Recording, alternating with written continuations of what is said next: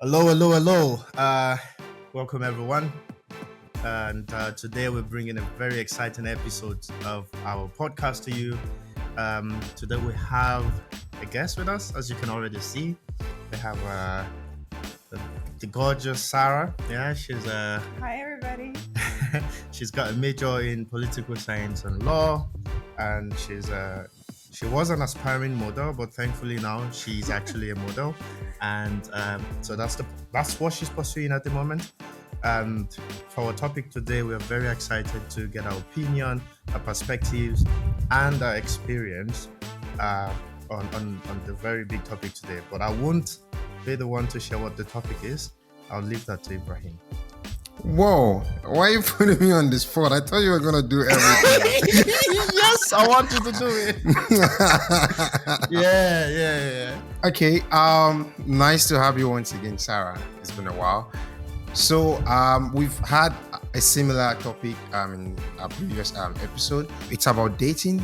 We just want to get your own perspective from the dating market and what your experiences have been like. And without further ado, I'll pass it back to Mali to kick off the Oh my goodness, I'm episode. Yes. So we're gonna get Sarah's perspective. More importantly, let's not even look at it as just Sarah's perspective and experiences, but a feminine angle to that topic that we've discussed before.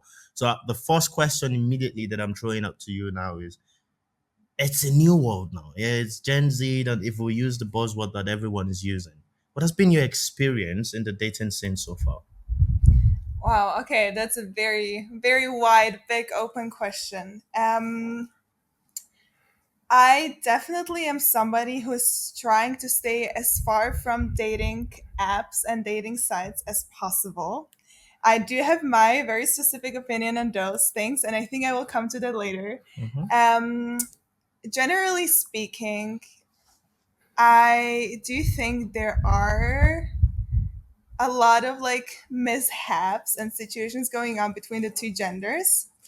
However, I would like to use actually this opportunity to speak on the perspective from the female side on what we could be doing differently and what we can be doing better. Hmm. Okay. Because I do have a lot of thoughts on, and I've seen a lot of experiences on social media on women in my surrounding where many times I think, and this might be controversial, but I think as women victimize ourselves in the dating scene Okay. That's and don't interesting. take Yeah. accountability and don't take accountability for our own decisions. Okay. That's an interesting. So she's really jumping right into it. Yeah. Giving us some of those very interesting things that men would generally think about. I think accountability is a big topic, right, Ibrahim? Like a lot of men would say one thing that you have to realize with women is they are this far away from accountability. It Yeah. looks like a small distance, but it's never closing. Um, but before we talk about accountability, yeah, Yeah. um, if you would describe your experience in dating, the dating scene in the last 4 years, would you say it has been good or bad? For me personally, what I have experienced, it's been very, very good. Wow. Ibrahim, did you expect That's that? that's interesting. That's why do you think that is so? If you could share with us. First things first, I date around in more countries, several countries and several cultures. And that taught me a lot. I learned a lot from that experiences. A lot of my experiences come also just the age, and like every experience teaches you something to a certain point. But I personally always try to look at things and try to see like lessons I can take to my life. And every dating experience has taught me so much. And I've met so many amazing people down the line. I think it's been very good. That's very positive. I Yeah. don't like that. I Yeah. hate positivity. No. Let's talk about the one that wasn't good first without mentioning names. Yeah. Yeah. What was the one way they treated you and that made you decide that this is not someone that I would like to associate with anymore? I think this person was very insecure, Hmm. very controlling Hmm. in the points that I didn't realize at the time. It's a lot that came afterwards. And I let myself be controlled in those situations many times or subconsciously be influenced. And I think this person judged me a lot and made me feel I'm less worthy than what I am, to the point where I actually believed. Hmm. That's Okay. I really want to jump in on that without wanting or being too personal.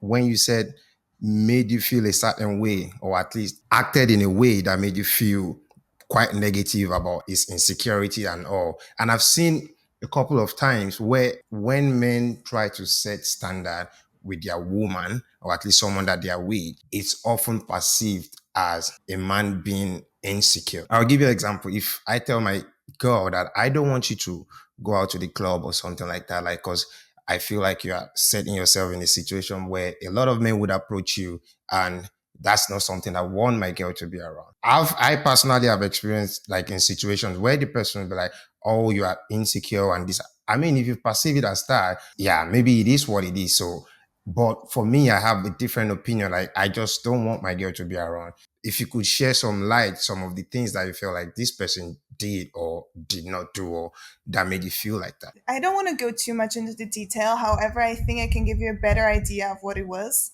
Judging me or being insecure about something that has happened in my past that had absolutely nothing to do with the present, with who I am, generally wouldn't change who I am as a person. It has no influence on me, but this person couldn't deal with that and therefore has decided to kind of end things just to come back and basically back.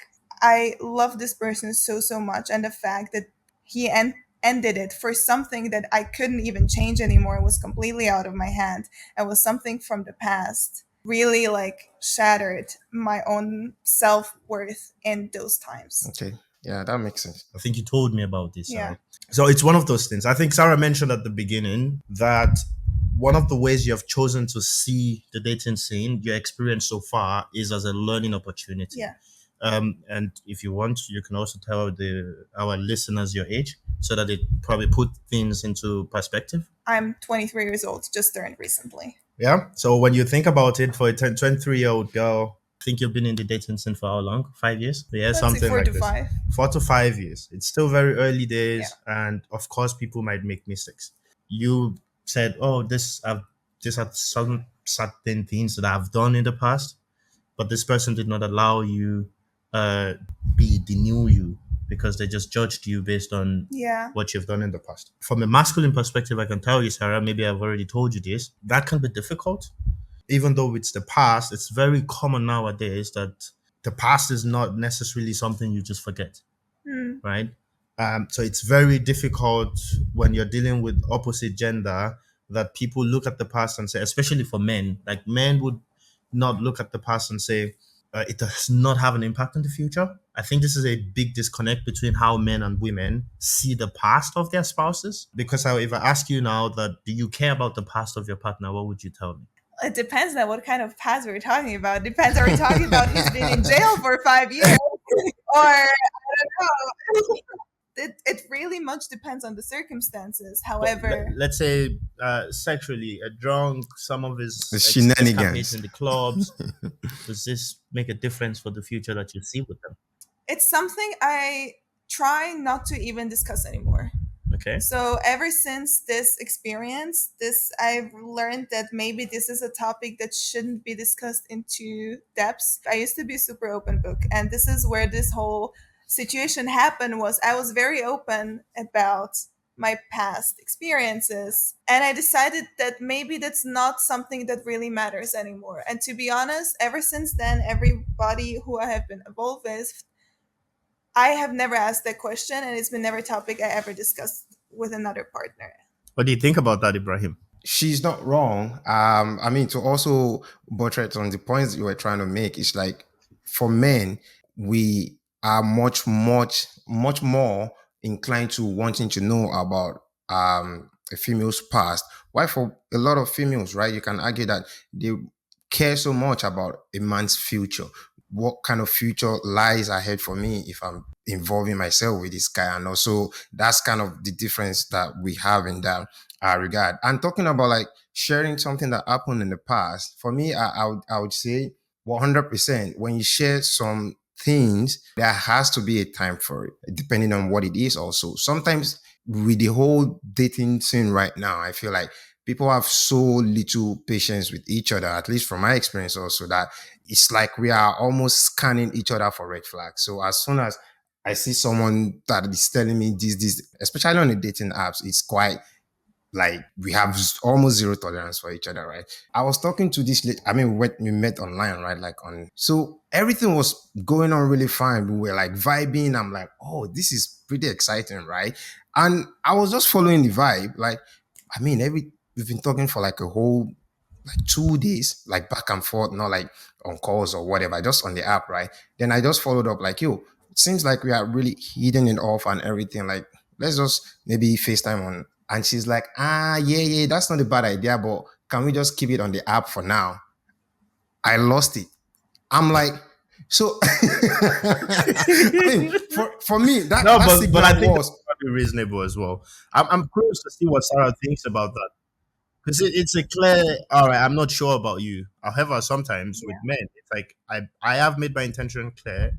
You're on a dating app looking for someone. I don't think it takes you that long to at least want to get to know more. If Yeah.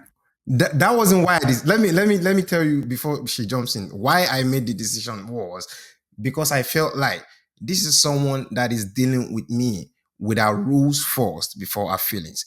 This is someone who is transferring a similar experience. If I would ask her, she's probably going to tell me, oh, I gave someone my number too early because we're vibing and he started stalking me or whatever. But I believe in vibes, right? I feel like we're on the same sort of frequency. And she messed that up the moment she placed a rule before how she was feeling because I could feel we were on the same page. But then she started being careful with me. And I'm like, if she's going to continue this pattern, it's better I just stop it like this. So, yeah. I agree and disagree with that mindset. The situation that you just now described, I personally can't really put myself into it because, as I mentioned, I'm trying to stay as far as possible from meeting people online in any shape or form. Everyone I have been involved with, I've met some sort of organically in person.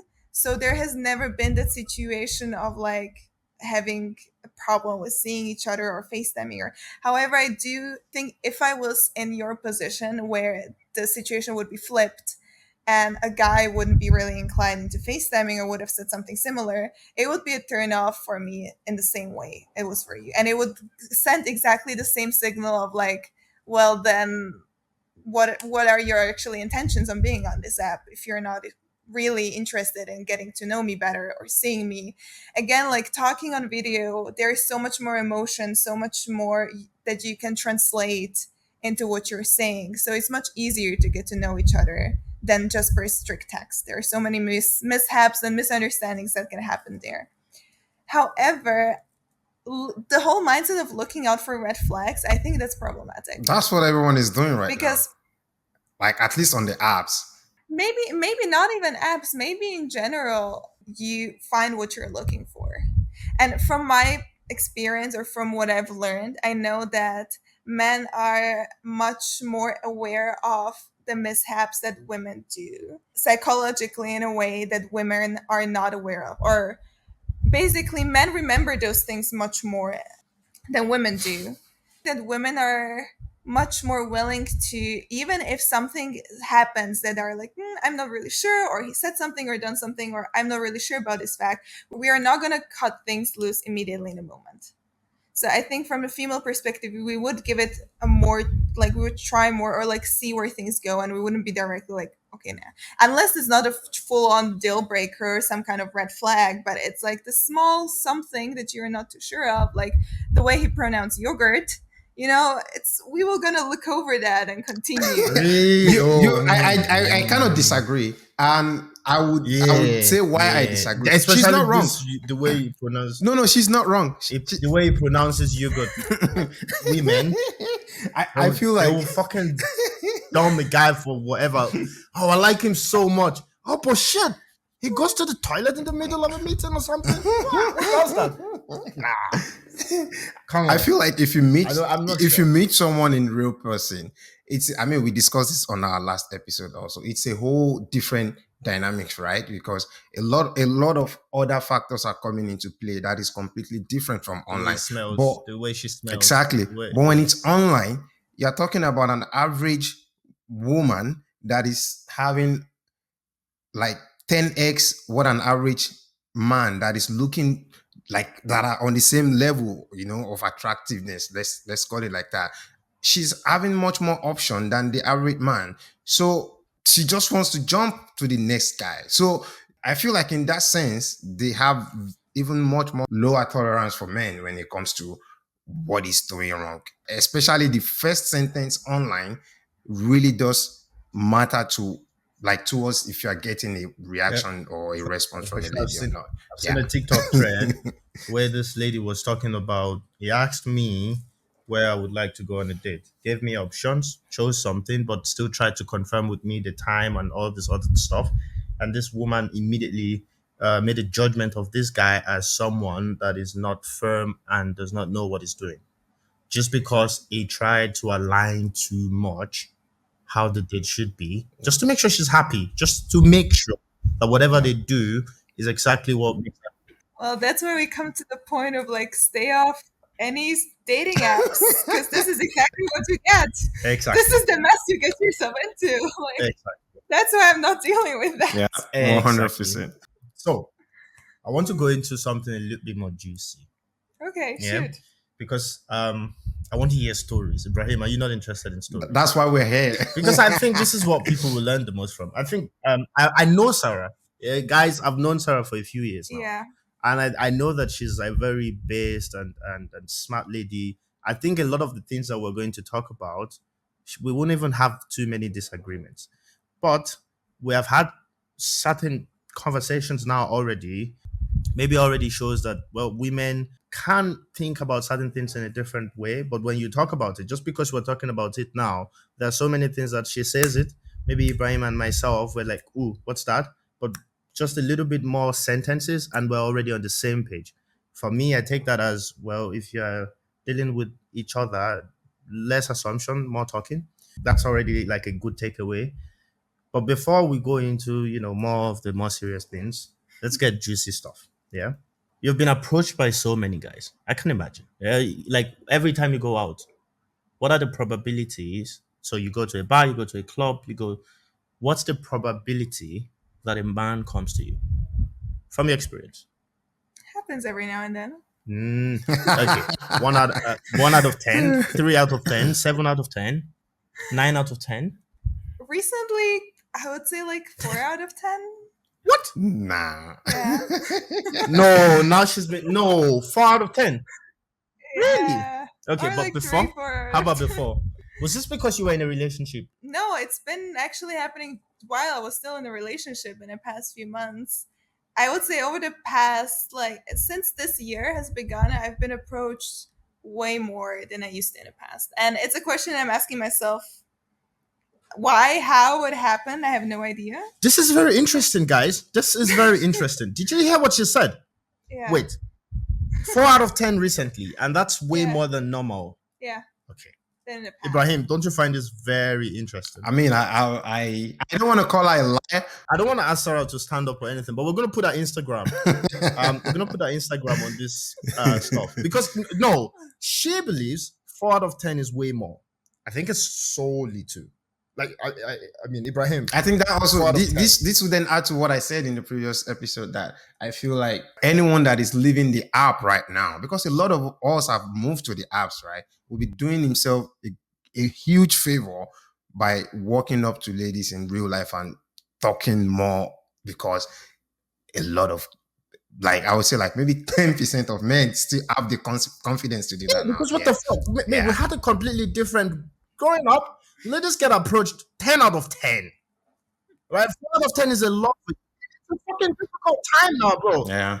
But a lot of men are scared. I mean, bro, this is, we also said it before, right? Like if you walk up to a lady and she rejects you in a very modest way, That means she probably has some values, or at least she finds you okay, like quite okay, not bad. But when a man approaches a lady that she finds absolutely not attractive, or she's not in any shape or form attracted to, those are more of the situations where you hear sexual harassment or whatever. My point is, when someone a lady is attracted to acts in a certain way, she might not even consider it like a sexual whatever or violation. You get what I mean? So I get what you're saying, but what I'm actually saying is that if I take Sarah as a data point for this generation, they're having it way worse, even for the ladies. Like if I think about the last generation, 10 out of 10 nights, you're getting guys coming to you straight up. I think She's saying 4 out of 10, and that's a lot. In recent years, 4 out of 10, that's a lot. These dating apps are doing both men and women a huge disservice, because for her, choosing not to participate in those means that she also gets less people coming to her. Yeah, that's crazy for this generation. This is what I'm baffled about. I think I can explain it to a certain point. I think now we also come to a point where this is pretty much a cultural difference.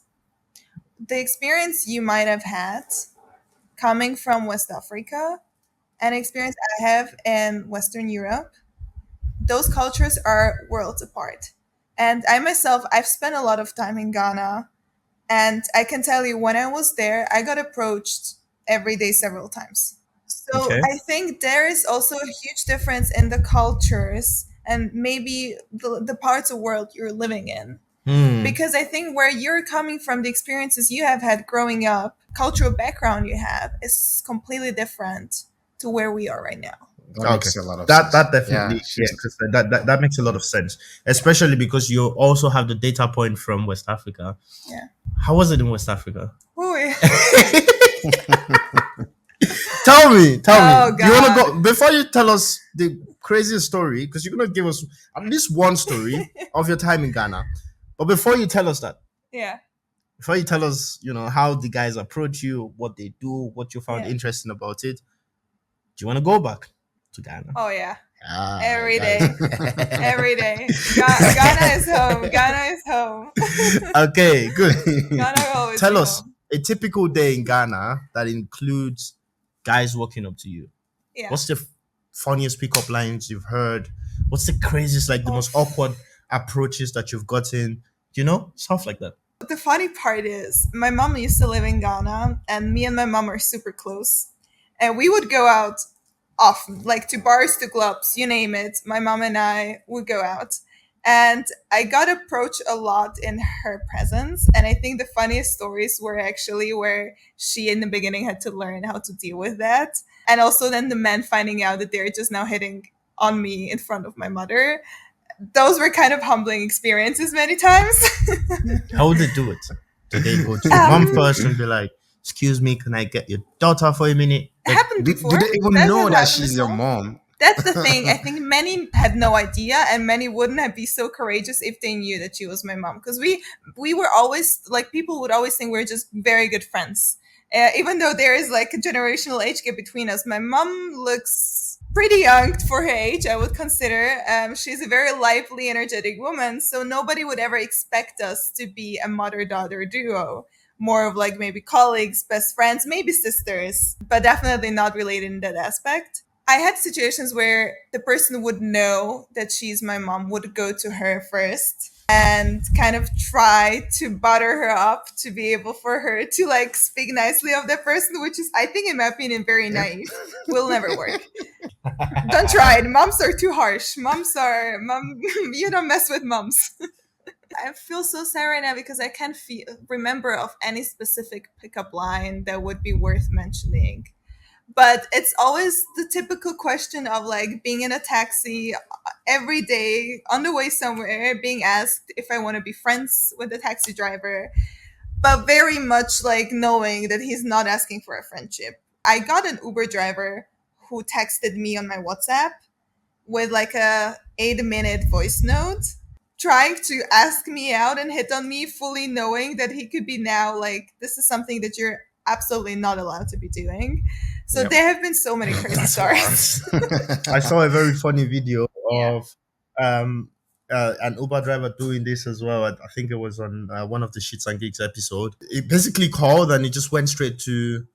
I'm the one that drove you just now, and I just want to let you know I do hook up anytime, like, hi, I'm the driver. You just, and I love you so much. Is that what has this ever happened? Were you ever like love bombed in a fucking unrealistic way? I wouldn't say love bomb. Like I wouldn't say nobody ever like used the terms "I love you" in the process of hitting on me or like approaching me for the first time. I have been love bombed, but like not in the first instance of like, "Hi, my name is Kwame and I love you." That has never happened before. But I would get stopped, and I mean, like obviously, I look different. I'm white. I'm Caucasian. There are so many aspects I think that play into me being hit on, like stopped on the street, on the market, How on often the is that? taxi driver. How often is it happening in Europe that you get stopped in the street? Has it ever happened to you? I do, that's what I like from my 4 out of 10 example. I have been stopped on the street quite recently as well, a few times, but definitely the frequency is completely uncomparable from those two countries. Okay. I think one thing that I would like to, for this part that we've just spoken about, I would like to quickly show that there are already quite a lot of cultural differences that you see between Western Europe and, because on our last episode, Sarah, we talked about, myself and Ibrahim, the differences between Western Europe and the US. Yeah. And now these are some of the differences between Western Europe and some countries in Western Africa, which is quite exciting. That makes sense. What's your take on one night stands? Been there, done that, never again. What was the feeling afterwards? Because you say never again. Do you have a story of why, or the story that brought you to this point now? It has never been a one night stand per se that had gone wrong or something like that. I think it's been more a realization in myself that I don't see any added value. Like it was not something, I think once you experience being intimate with a partner, with like a long term partner in a relationship, it has become much more sacred to me and much more special. And it's something that I don't see the added value of just having fun for the aspect of having fun. It's not something I personally want to do anymore. That's good. The way I see Sarah, I see that as wonderful growth. Sarah, that's good. I like that. Hold on, Yep. hold on. Before we jump into that, Yeah. I also don't want to judge onto anyone Okay. who decides or who goes or who like everybody makes their own decisions. Mhm. Just for me to say that, and I don't want to be now the representation of women or anything. I'm just No. strictly talking I from think my it's own it's definitely a experience. nuance. I think it's definitely a nuanced topic, But it's my own choice, which and makes it's a lot of choice I sense. make. I think it's a nuanced topic. I think I've already mentioned it a lot of times as well, that this is not a place where we say, well, we understand that there are nuances. We're not saying that we're absolute expert and we know exactly how it should be and everything. So we're definitely nuanced about it. That's good. Yeah. But at the same time, I'll put you in a very crazy spot. I know you don't want to judge, but if you would tell your daughter, if she comes to you, mom, an advice, would you be able to point her in a direction that you think is the better direction? Should I do one night stands or not? I would tell her to, this might be very liberal of me, probably, but I would tell her to have that experience for herself and decide what she sees the value in, what she decides for herself. Ibrahim, what would you do? That would be quite different. But if I have a daughter, I would definitely not advise her to do that because Baba, wait. I Pause. what Say I'm proper. What are you telling your daughter? What should I do one night stands or not? Because to definitely not do it because I know men would judge her for that. That's what I'm saying. So like, yeah, that's why I said I'm not a mom, right? So I don't really. But as a dad, I definitely would tell my daughter like, yo, To I that. have a feeling that Ibrahim is a bit liberal as well with that response. no, I I mean, think I you was have a trying strong. to. Yeah, definitely. I mean, that's. as strong as it could get, right? Like, no, you shouldn't Okay. do it. Yeah, for me as well. I agree. Like I think it's crazy, but it's an absolute no for me. But I think this is the point here, and I think Ibrahim was just making the point about mom and dad. That's a different perspective that you need in a household when you raise a daughter as well. We talked about it on one of our episodes that your job is not to be friends with your kids. It's not even to always make them happy. It's to actually raise them, right? Yeah.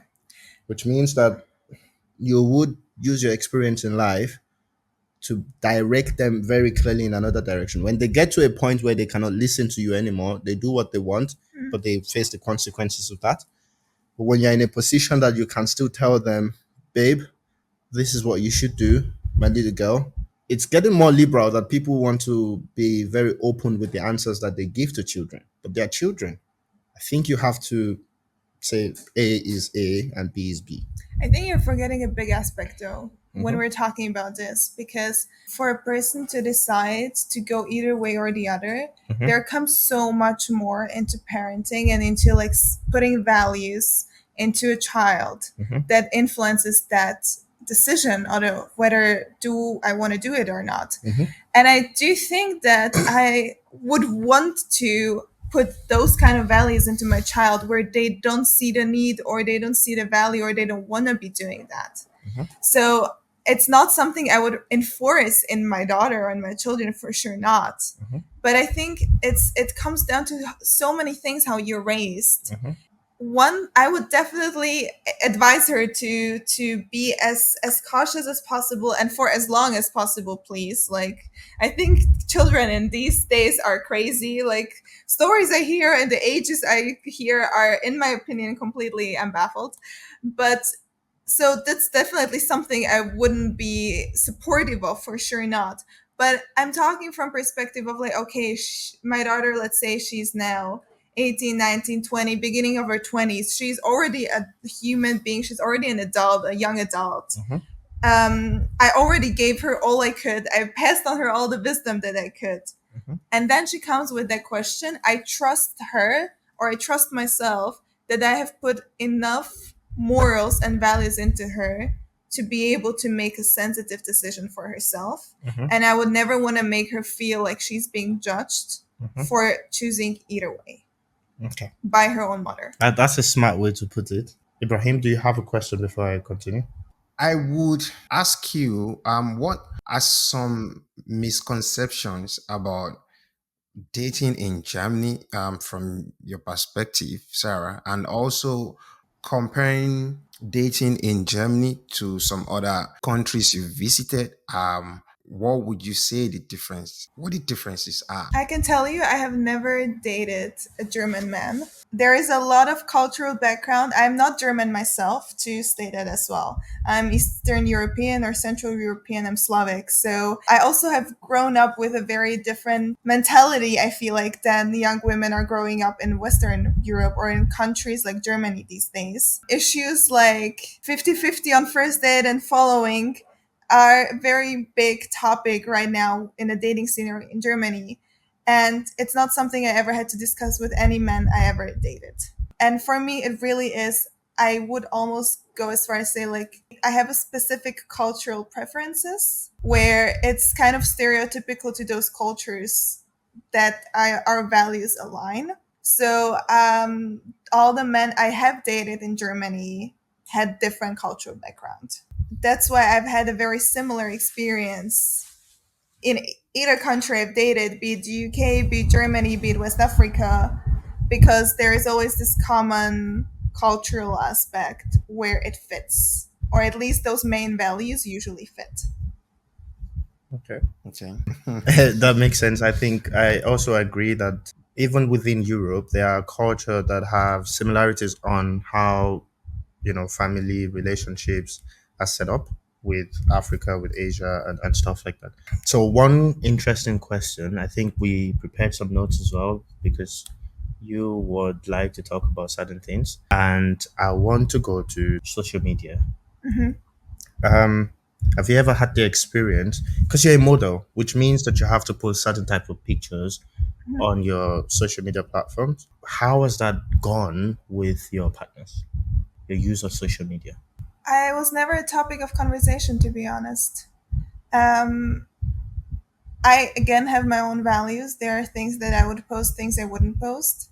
And I have never been in a situation where my partner would feel uncomfortable or in a certain way with something I had posted on social media. However, it really is a point for me that I need a partner who can deal with me being active on social media, at least to a certain point. And active, just saying like posting every day, every other day. I'm not saying the type of content I'm posting, just generally posting myself, my outfits, my you name it, and just being generally present on social media.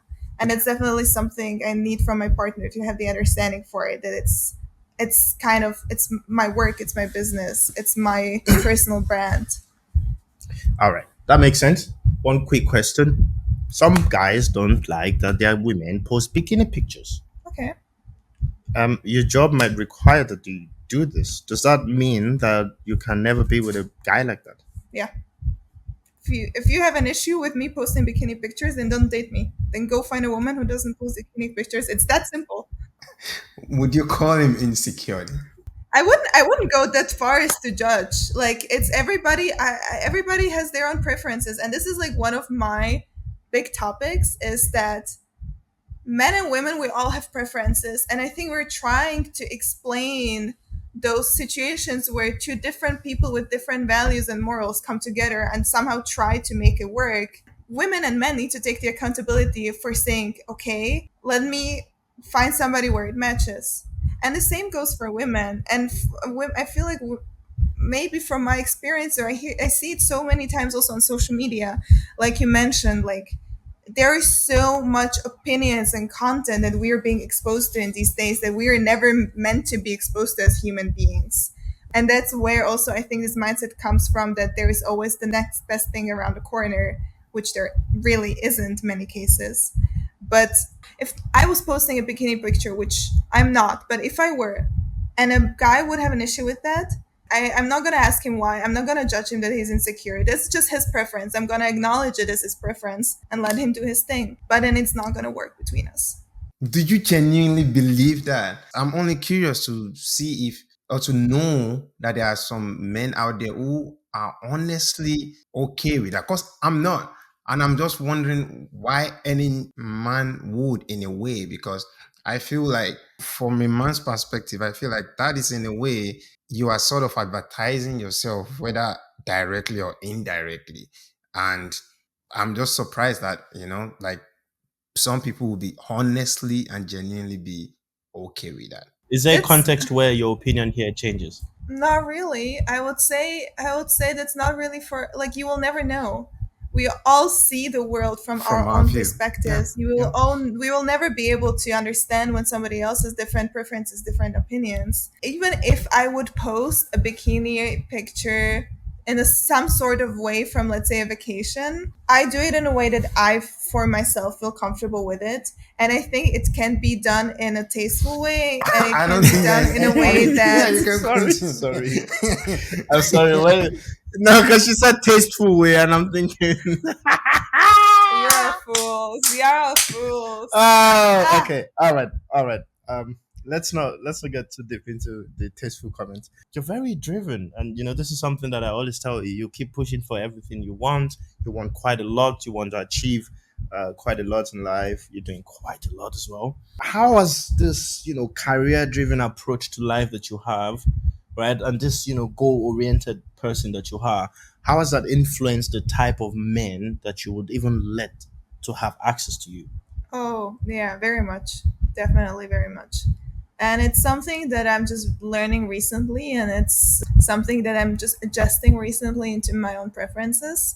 I definitely aspire to be with a partner who is likewise driven, has likewise his own things going on for himself, likewise has his own passions, and has his life with or without me standing and goes for it. And I do believe in when two individuals come together into a relationship, it shouldn't be done into a one. They shouldn't melt into one thing.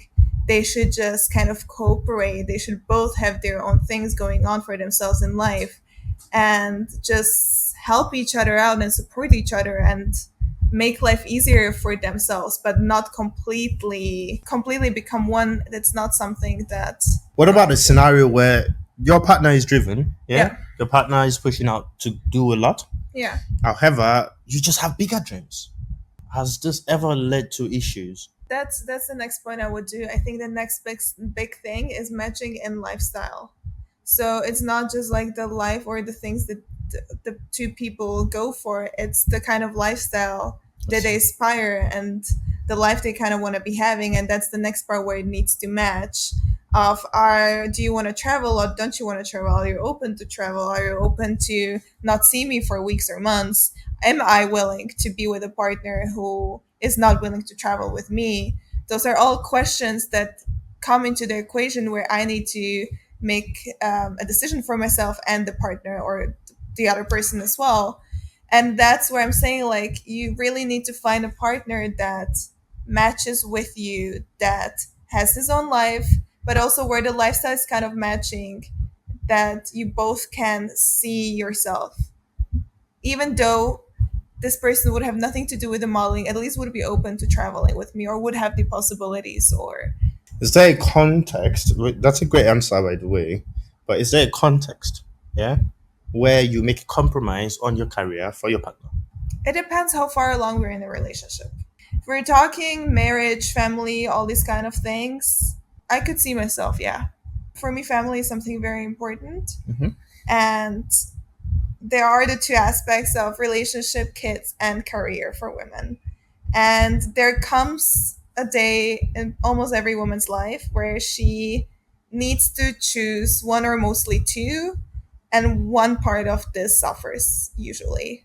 I've seen it in my family, I've seen it in my life, I've seen it from my experience. And I do aspire to have all three. However, I know that family will always come first for me personally. And when it comes down to having children and being married to, yeah, I think I would be willing and able to make that sacrifice. Ibrahim, what do you think? I really, yeah, I mean, I appreciate, yeah, the honesty in that, because this is also, it's related to like this feminist movement thing about women having to work more and everything. Now making women who decide to take a step back for family and their husband and, their kids, making them feel like they are less desirable or less of a woman is why, I mean, it's also for me, I feel like that's quite problematic. But I like what she said, where she mentioned that at a point I feel like someone has to do that. Isn't it amazing? Like, isn't it great? Isn't it great how she's thinking about these things? Yeah. Okay. No, I really appreciate that you recognize that these are viable areas for compromise, Yeah. because these are definitely conversations that people need to be having. I want to say it's good that we've got women are still thinking in that way. Yeah. Two very interesting questions from my side. What's an ideal first date for you? An ideal way, in the most ideal way, a first date would be with somebody who I already know, who I ideally have been friends with, and where that might have translated into more maybe a romantic situation where we would go and explore things going a different route, and very much to down to how I would be feeling. For me, it's important that I can be myself, that I can feel at peace, that I can make jokes and I don't overthink what I'm saying. And it doesn't really matter much what we would be doing. However, I would not be willing to go for a walk. That's not something I would tolerate. Guys, she's saying you have to spend a lot of money. No, that's all I heard. She's not going on a walk for a first date. I gave you what you wanted. Yeah. Now No, you're I'm being kind kidding. to me. But Starbucks, yeah, coffee. Yeah, it's fine. How I about mean, how about first date, if we've never met each other before and we go for a coffee, I think that's perfectly fine. And maybe sometimes I even prefer that to the whole pressure of a dinner date, because you still don't know how you vibe, especially maybe coming from the perspective of this is the first time you guys are meeting in real life. So let's say it's coming from a dating, social media, what kind of way that you've never been in person and have never met in person. I think coffee is perfectly fine just to find out if the vibe is there, because you don't want to be stuck for a 2 hour dinner with somebody where it's not matching at all. Yeah, that makes sense.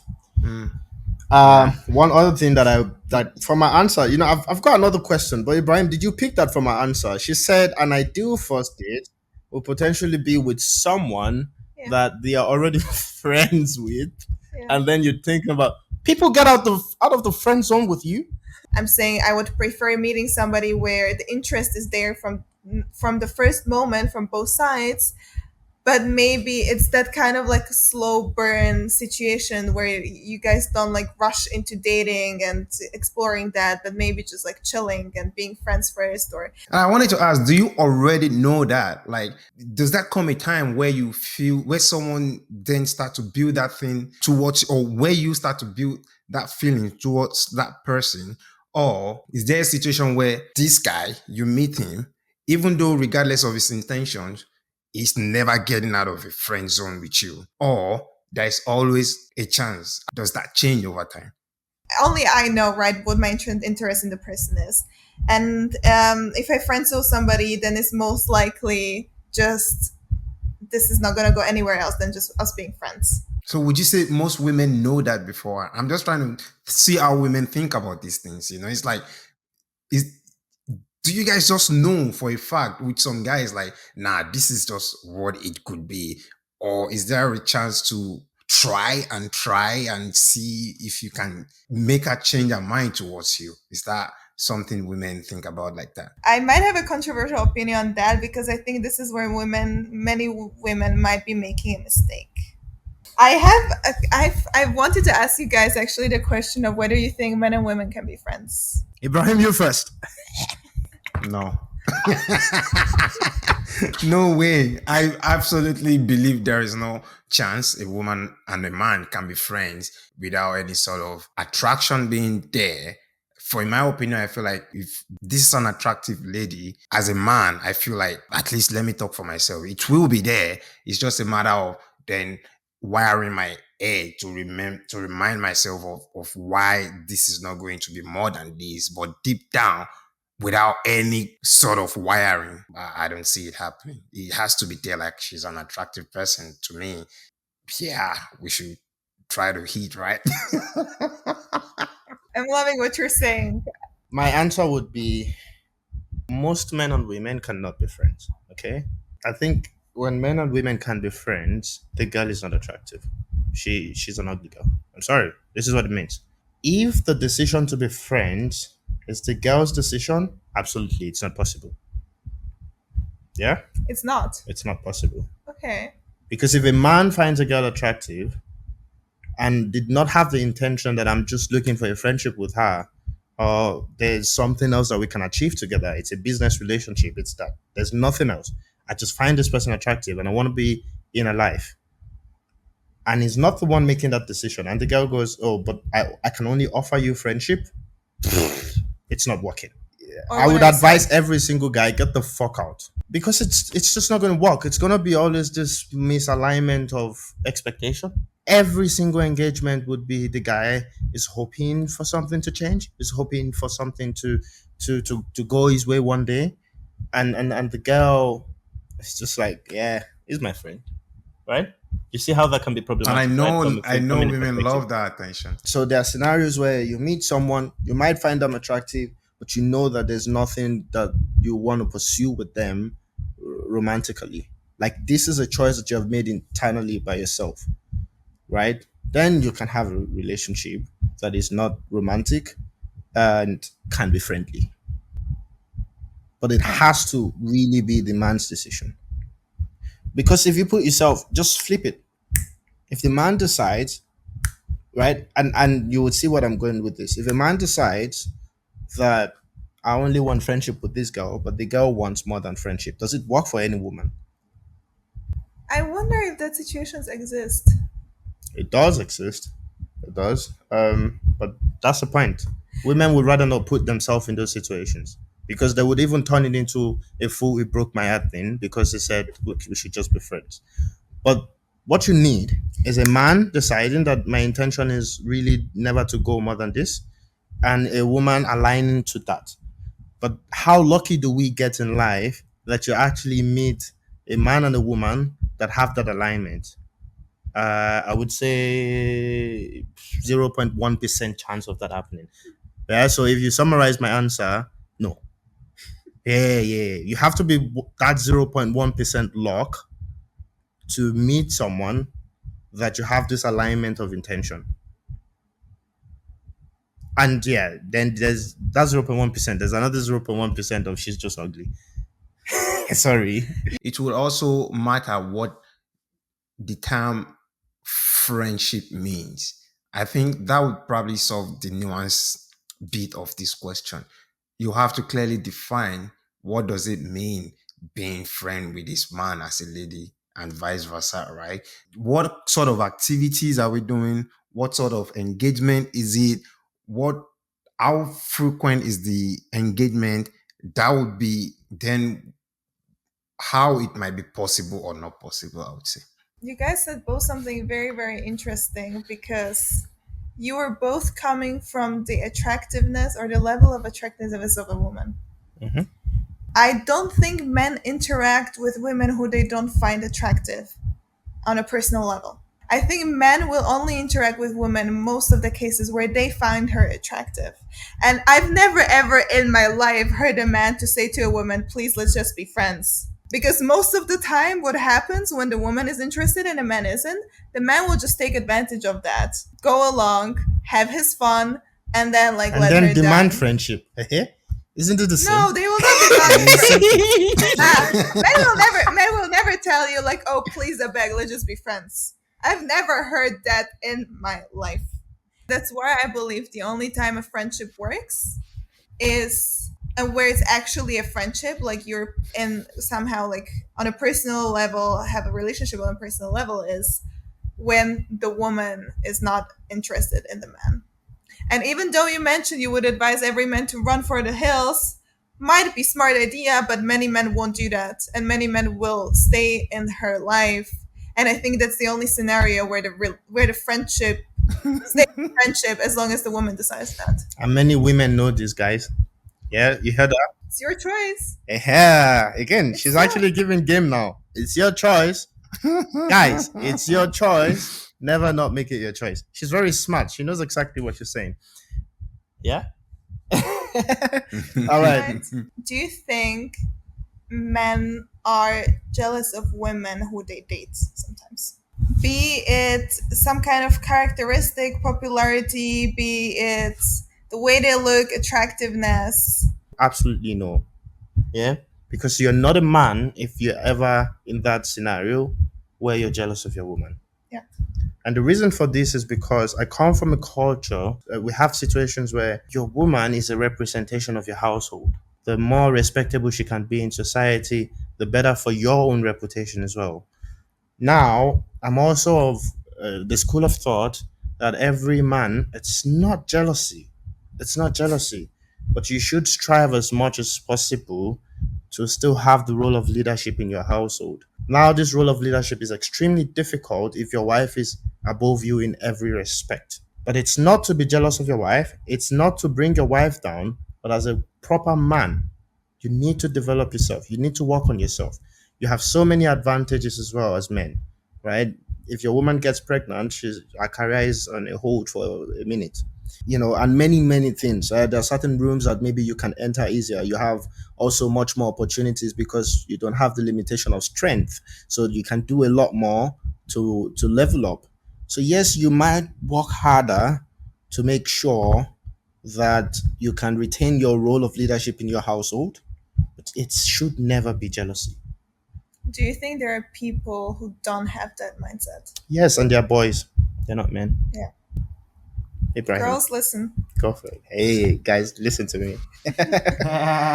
Yeah, I mean, I feel like 100%. When you talk about being jealous, if it's a situation where you are dealing with an attractive girl that knows she is quite attractive and probably also a really flirty one at that, and always putting herself out there in a situation where she gets attention from men. I mean, I can see a situation where, as a man, you don't like that and you would like that not to happen.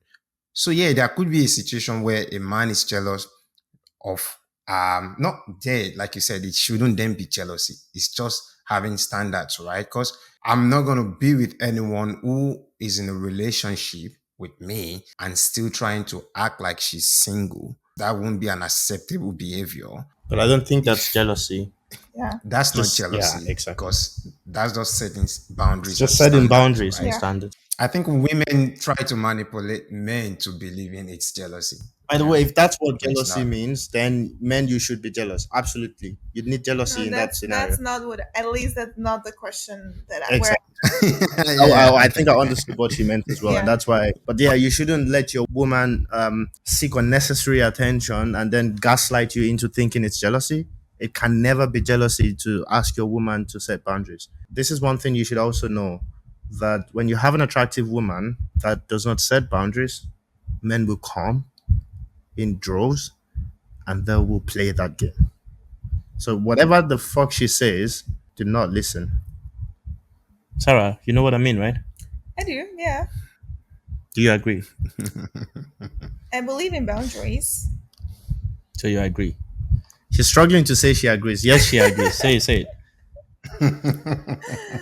It's very sensible what you're saying. Yes. You don't agree though. Tell me why you don't agree. I never said I don't agree. I want you to say you agree then. I said what I had to say. She's saying she doesn't agree, guys. You're twisting my words now. Yes, I do agree. I do It took her agree that like 24 years to. I agree that both men and women have to have boundaries in relationships, and when the boundaries are not there, I mean, it depends whether if we're talking about a relationships where between teenagers, maybe beginning of 20s, where people don't really even understand the concept of boundaries, might be maybe a little bit different. But going down the road, being in your mid late 20s and so on, you should understand the concept of boundaries. And when in those relationships boundaries are not set, that definitely says something. I have an interesting question now. Sarah, do you think men and women should be held by the same standard when it comes to dating and relationship? Because I feel like a lot of women are really clamoring for that right now, that men and women should, yeah, like we are sort of equal and all and this and that in a relationship. And I don't believe that. So, by extension, I feel like, for example, if it's also like exactly what Malik said, like I believe as a man, if I do choose to go to clubs, and if my partner choose to go to club, there are different rules that abide by that decision, right? So, for example, as a man, I would go out. I could go out with the intention of just having fun with my guys, but for a lady, because of the way the society or the social construct is, right? I believe that it's not the same. But a lot of women are arguing that it is the same. That yeah, she could also go out and with the intention that, oh yeah, she's just wanting to have a nice time with her girls and coming back. But no, it's not. Then men would approach it, because the social construct we have is that man would approach a woman, right? So Are you saying that women go out strictly for the purpose of being hit on? Pause. Pause. not So I think that Ibrahim, I also took that away from what you said, but because I know exactly what you're saying, forget the intention bit. So his point is not that the intention might not be pure. It's just that the way society, the way we experience society as men and women, it's different. As a man, what's the probability that he's hanging out with his guys and he gets hit on by a girl or approached? Definitely lower than vice versa, but I wouldn't say zero. Okay, so let's say 0.1% or 0.01. But for a woman, she has the same intention as the man. She's in the clubs. Yeah. What's the probability that she's getting approached? But why does that matter? This is a brilliant question. But before we it does. answer, you sort of understand the question of similar standards Yeah. from that angle. Yeah. Do you think men and women should be held to the same standards? Yes, I do. Okay. No, that's okay. Now, Ibrahim and I will answer the question you asked, and then we'll ask this question again. Yeah. Why should that matter? Right? That's the question. Now, if you are out to have fun with your girls, do you like to get hit on? No, I hate it. I love that answer. I love that answer. especially in a club. I don't go out to clubs much, to be honest, as well. However, every now and then, if I do go, it's strictly for the purpose of I really want to dance. I'm a dancer. I love to dance, and I think as a woman, you can also set some sort of boundary in the way the energy like you have around you. I think the point that you hit it makes a lot of sense. Yeah. I think you're making a shitload of sense there. So you go for the intention of having fun with your guys or just dancing, Yeah. and you hit to get hit on. Yeah. Well, do you now see where the probability that you get hit on matters now? You hit it. What do you even for 1 second care about the probability of what you ate happening? Because I hate to get shot. So every single time that I go out, depending on where I am, I would think about the probability that I get shot. It's not like that. I don't think of that at all. When I'm in a club, I don't care what's around me. This is where the leadership thing comes in. That's my opinion. This is where the leadership thing comes in. It's very interesting that a woman would never think about the probability that something she doesn't want happens before making the step to go there. But a man would always think about this. Okay, but even if a man approaches me, what does that say about me? What will you do? I would say no, thank you. Okay? And then that goes away. Or maybe this guy starts being an asshole. You need the bouncer to take him out. Then second time, and then third time, and then fourth time. Is that still an enjoyable experience for you? I can't really put myself in those shoes because they But never this is happened what to this me. happens, okay? But But then the would that be question an is, enjoyable why does experience? that happen? Then we're asking ourselves the wrong question here. So why does that happen? Because the construct don't of respect society, yeah, Ibrahim mentioned, the construct of society is man sees an attractive woman, a man has to approach. So every single guy that approaches you, they're not even bad men. It's just if I find an attractive girl, I have to approach. Yeah. And I might get a no or yes. But we That's completely found out fine. from you that not when women go out with the intention to just have fun with their girls or to just dance, that natural standard of men approaching women can become irritating to the women. Well, yes and no. It becomes only irritating when my answer is not being respected because I think there is nothing bad in what you just described. Mhm. The man approaches a woman. She says, "No, thank you very much. I'm not interested." He Mhm. goes away. She's done. There And has then- never been an issue. And then when multiple guys do that, is it still a fun night? It's still okay as long as my no is being respected. I'm still having my fun. What about this scenario? Because this happens in the club a lot. That this approach, you know how loud it is in the club. This Yeah. approach gets quite physical. They're talking into your hair. They probably hold you on your waist to talk to you. They had to touch you to engage you in the first instance. Is this still fine for you? But how often does it happen to a woman that she goes out and she's being approached by 5 to 10 men? It doesn't happen. So this is the thing. For a man, I don't need 5 to 10 men to think about it. When I think about my woman and I'm thinking about protecting my girl, I'm not thinking about 5 to 10 men. I'm thinking about why do you want to put yourself in a situation where that is happening in the first place? Because that's not the purpose of why I'm there. I'm there. Your purpose is fine, Yeah. okay? But that purpose can be achieved elsewhere. Where can you go elsewhere Mhm. to dance and have fun with your friends? In your fucking living room. Invite your friends over. But you can't tell me. You can't tell me. It's the energy of the people. It's why do people go to concerts? Why do you not just watch it on your TV, the music video? Trust me, It's I the would make same that aspect. argument. I've made this argument a shitload of times. Trust me. Yeah. I've made the argument a That's what shitload of it times is. because I would watch concerts on my TV if I have the right stereo speakers as well. I don't care. But anyways, that's my own personal preference. Let's go back to the topic. So you think that for you as a woman, the experience that might get slightly irritating because a guy touches you in a random way to talk to you because it's super loud in the club, this experience that gets slightly irritating is not that much of a big deal that it stops you from going to the club, right? It's I wouldn't say it's irritating.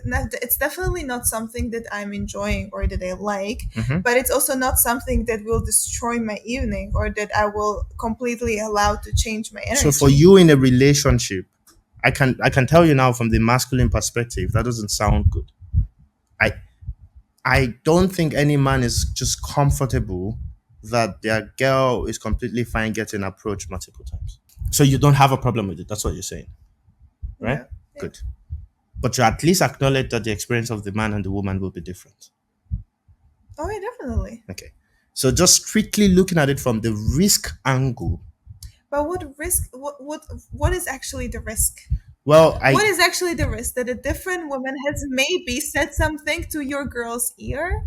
yeah, but maybe they touch her ass. I'm probably I don't touched that. like If he knocks my ass, then he has an issue. But that can happen. the That problem- never happened to But me. the probability It of that does happening happen in in the clubs club a is lot. very But high A you're lot. thinking about things you should. Why are you even thinking about because that? that happens. It Because you happens have done quite it often. yourself. It doesn't have to be we see it. Because we've seen things We've seen it exactly. severally. Like Wow. literally, do you A know lot of that men thing? do see You that. know that thing where you a girl is dancing in the club, she's whining, and Oh, without yeah, talking that's at all, the guy goes to the back to do this, and then after the guy has done that, the girl have to look back to make the decision on whether it should continue or is not the guy for her tonight. Do you know that stuff? This is standard experience in the club. It was trending recently. I think we're again talking about cultural differences because the way the club situation looks like in Western Africa looks completely I would different. argue differently. I think I've had enough experiences in clubs here to tell you that it happens here a lot. In fact, it's worse here how it happens. People even go directly trying to kiss a girl that they don't even know her name. I'm not trying to. But They how do kiss the girls. now? Okay, honestly, I would go as far as to say that everything is energy, and if I was never approached that way. Yeah. I was never touched besides maybe my back. I was never touched in a place where I would be completely unacceptable. But you want to don't you find it already that getting touched at all? And I think my energy doesn't allow a man because I think the way I carry myself and I handle myself and I move. Yeah. A drunk man don't Translates. really But yeah, care exactly. about A anything. drunk man. There's a look. I think you're looking at the extremely best case scenario that you're in a club with everyone being sensible, people are not drinking too much, no one would trespass. But unfortunately, that's the point that we're making, that this is not the standard experience in a club. And we have seen it enough to recognize that. Now, all I'm hearing from you is that you still don't see that as anything that is risky, which is completely fine.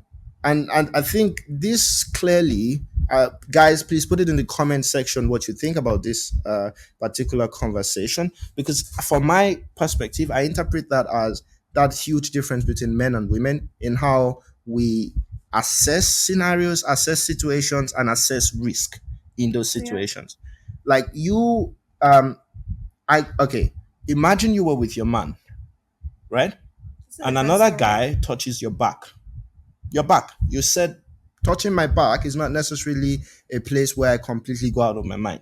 Why would But- another man touch my back when I'm with my man? A random exactly. So now you see that because you are not with your man, suddenly something changes. Now a random guy can touch your back, and you don't see any issue with that because you're not with it's your man. nothing I have done wrong. Exactly. I will still Other than say no. the only thing you've done wrong is put yourself in a scenario where that is possible. Because you mentioned now that if your man was with you, that should absolutely not be possible.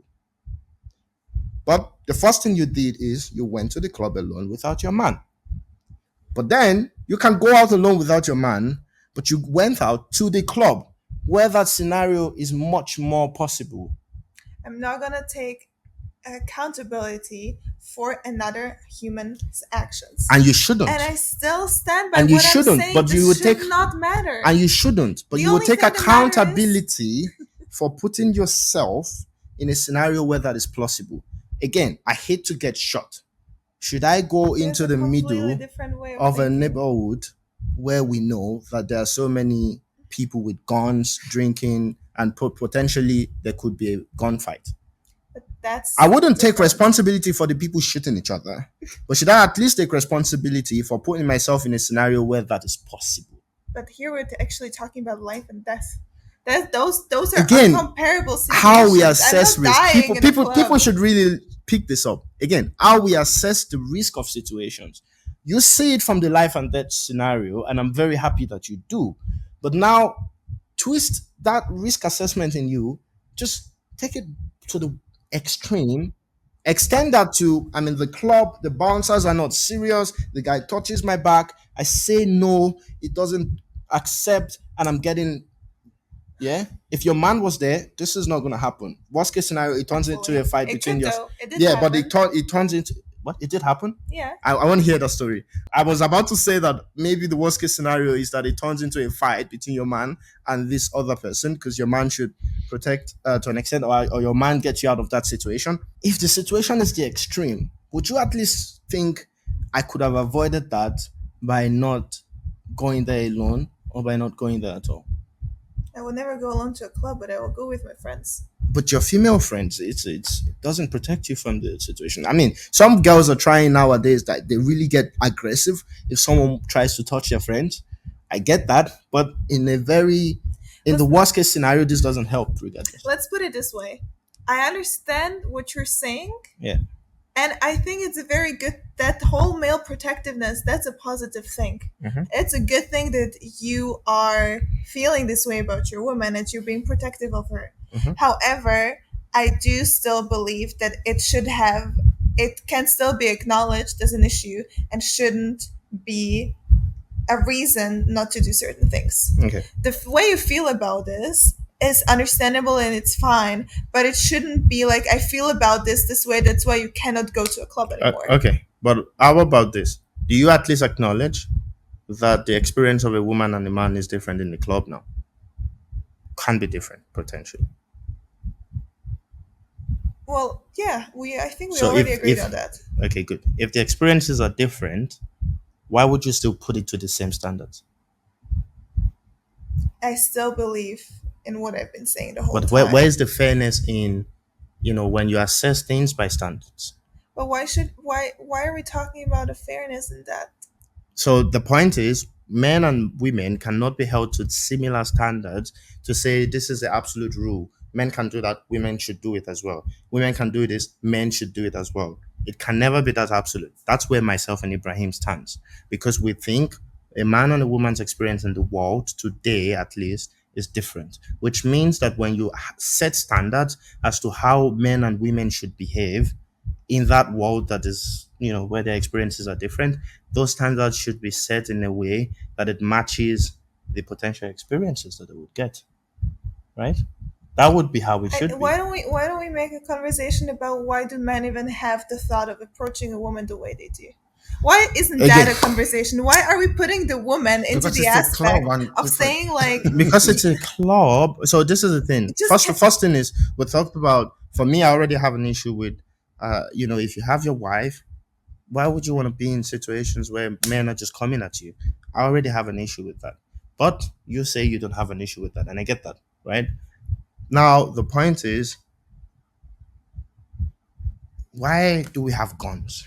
Why are we not talking about the scenarios where we shouldn't have guns? Why do we have crazy men Yeah, or let's crazy talk about women? it. Why are we not talking about the scenario where no one is crazy? Come on, everyone is experiencing different things. Everyone have different mental health status. Everyone have different alcohol, levels of handling alcohol. I think we cannot expect that the world changes for us. We have to choose how we want to interact with the world. exactly. Exactly. That's what I'm And telling when you. you choose how to interact with the world, there should be a risk assessment as well in there. But I'm not risking my life or my dignity or my loyalty to my man if I go down to a club. Nothing of that is being risky because I still know what I'm doing. And if you don't trust your woman, that's a whole different story. You know the big Ibrahim, I think we've spoken about this quite a lot. With what she's saying now, that she doesn't see a risk, there's a big conversation of another risk. But I think the biggest takeaway, so that we can move forward from this particular one, is that our assessment of risk is different between men and women. And I think this is, for me, I interpret that as why men should be sensible with the leadership role that they play in relationships, because we just have blind spots to certain things. And this is a very big key takeaway, right? Those blind spots are why we should engage with each other in a way where there's like respect enough that the leadership of, in areas where a man's leadership, exactly, and a man should also understand areas where there's no point for a woman not to do as she pleases. I get that, right? That's my own takeaway. What would be your own takeaway from this? My takeaway is that I understand where men are coming from and where this protectiveness is coming from. However, in my opinion, I do believe there should be some sort of accountability in saying like, "Hey, I feel this type of way," but it's still up to you whether you decide to go there or not. And I think that men need to take that accountability for accepting that this is the way they're feeling, but maybe just, as you said, taking that risk and hoping you don't die. Okay, so I agree with her, guys. It's up to you to you should always give your woman a chance. There's never a scenario where you are telling your woman that you can't do anything. You cannot control an adult. The consequences to the choices that everyone makes is then what matters. If it's not your preference that your woman can do all those things, and you make it clear, and she still chooses to do as she pleases, it definitely says something about how much she respects your opinion. And whatever you want to do with that information is up to you as a man, right? I think it speaks a lot there because this would be signs of, maybe not having the right connection and having to look for compatibility. Exactly. I think it's a compatibility question there, right? Yeah. Yeah. Yeah, that makes sense. So tell us your story.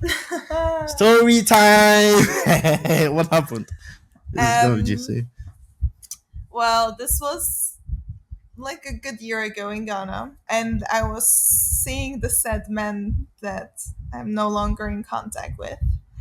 And we were in a club, and somebody who I've known from the past, male friend, has been in touch with me of because I just recently came back to Ghana. He's wanted to link up in the group way that we used to hang out with, and then he saw me in a club, and he said hi to me while I was just like on a way to the toilet or something like that. So I was by myself, and we just like said hi, like winked, and I just passed by him. And then I think he wanted to leave the club or something like that, and I was with the man I was seeing at the time, and the man I was seeing saw that he was approaching us, and I have told him about this person, and he was kind of approaching me, and the man I was seeing kind of basically made sure that he was physically in between us so he could not approach me, but he was almost like at the way of like touching me and saying hi and kind of hugging me, even though Did you like that? person I was seeing there. Did I like which part? The being The whole approached part? so not the being approached, but the whole picture. What happened? What your man did, and all that. Did you like? I like the protectiveness. Yeah. My question would be, how did that make you feel being in that I situation? didn't Yeah. give it much thought. However, I appreciated the protectiveness, knowing what me and the person I've been dating have discussed about this person. He was fully aware of it. There was like the conversation has been there, and knowing the exact situation that I wasn't really interested in this other person approaching me, I kind of appreciate the fact that he had taken care of it and I didn't have to deal with it. However, in a circumstance where I have would have been by myself, I know I would have just said hi and bye and that's it. Like I know it wouldn't have gone anywhere else. But that's still someone you know. I think that's, yeah, that situation is still slightly different. But I understand what you're saying. Have you ever Yeah. been scared? Yeah. No. Okay, this is very interesting. I think, and I like that. I like that. I'm very happy because you ask a lot of women and they will give you a different answer, right? Yeah. And I think that's where we are coming from, especially with the old topic that we're talking about. That it can get scary. And if it can get scary, the only absolute answer that you know that gives you 100% certainty that your prized jewel is that they stay away from areas where those kind of fear can Yeah. happen. And I'm very happy that you have not, you've never experienced it. You had your fight. Yeah, I love it. I think that the comment section should really blow up with this because I think a lot of people will have different perspectives as well. I love that. Yeah. Yeah. So you give me something, Sarah. I know, guys. Sarah has a very interesting perspective to things, and she comes with like Yeah. brilliant questions that I love. I want us to share this a little bit with you guys as well. So throw something else. While Sarah thinks about it, I would like to use this opportunity to talk about our sponsor. Hey guys, so I'm joking. Not yet, but those are the perfect segues. Um, Ibrahim, what's happening? Did anyone reach out to you? Do we have sponsors now? Yeah, we have from Elixir Skincare Routine, and they are the ones who are sponsoring this episode. If you're seeing me glow, I'm shining, I'm looking clean, it's because of our sponsors. They have like three. Okay, that's When am I? When am I getting? I was about to go, guy. Now that's so lengthy that I'm thinking, where's my own package? All right, Sarah. it. Have we ever circled back to the whole social media dating thing? Oh, so we haven't got No, into the dating Yeah. app thing, but I think we shared our perspective and opinion about Yeah. somehow in what we were talking about Yeah. why it's not a preference for you and stuff Yeah. like that. But if you think there are maybe more concrete things out there about this dating app that you have, I'm happy to learn from you on this because our viewers will also be very happy to get a perspective, like the feminine perspective of this. So, if you are to give me three things, right, that you look for in a potential boyfriend or partner. So, what are the three things that will be on top of your list when you are scanning or when you are evaluating a man that could potentially be someone you end up dating from a woman's perspective, you know? This is actually interesting because if you had asked me this question a year ago, I would have told you something completely different. But Okay. knowing what I know now, I would want a man who seems a little bit shy. Who seems but not actually is. Is that correct? Could be. He could be actually shy. Yeah. Very polite, respectable. And this I'm saying like the first things that you like scan for a person when you interact with them or Mm-hmm. meet them. I'm gonna give you something. Malik is gonna hate it, but for me, unfortunately, it's a thing. Um, who is taller than me? Am I going to eat that? Well, knowing the conversations we had, you're trying to tease me on that topic sometimes. Do you care if it's rich or broke? Oof. Um, yes and no. Depends. Politicians, political science and law. That's what she studied, by the way. She said yes and no. What does that even mean? That means that it depends which stage in life we're talking about. Is it somebody who's just a student So yet? today now, Um, for you, right? You looking at your future and the type of partners you're looking for now. well, considering the fact that I'm just getting like I'm still a student or sort of in that situation, Student of life or what? generally like being in the beginning of 20s attending university, I don't expect if I was about to meet somebody my age, I don't expect anybody to already have three companies and being super successful and rich. I think it just comes down to the intention and like the aspirations of the person, how far or where they want to go in life. And if it's somebody who's older than me, then I mean, say what's broke, but yeah, if he were broke, then I don't think I would be able to date that person. This is an interesting question coming from me I immediately. appreciate I appreciate the honesty. Yeah. I think it's also making sense, right? Would you want your sister to date a broke guy? No. But also looking at the context of we are both students, you can maybe not have too much money or whatever, which makes a lot of sense. But Resources. I wouldn't even just but say money. exact resources exactly, and Yeah. you're already talking about if you would be engaging with an older person that you expect to have moved further in life. Yeah. What would be a decent salary for someone that you would be interested in? Well, I don't care about that. It's the important thing is that he can take care of himself and his life. In what Uh, way? Like, what are the level of taking care of? I mean, it could be that, well, he I has can't. a place to stay. He has a home. Do you care how the place looks? Do you have? I care only if it's like tidy and not super dirty. That's what I care about. Wow. Guys, we were talking about the differences between the US and Germany. Case in point, right? She's literally saying just be a human being and, It really depends. I just can't put a number on it. Again, like to me, it comes 30K? again. 30K, yeah.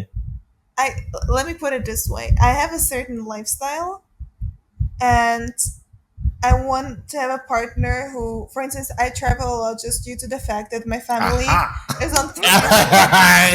When you said lifestyle, I'm Because like, I mean, I was okay, gonna here we get there go. because Here it's we about go. because have you heard this saying like that for most men we don't really care about a lot of things, but we do care because of women, which is I find absolutely to be true, right? Like as men, we could my whole flat, I could just have a bed and we could be five boys and a PlayStation. That might be it. We are happy.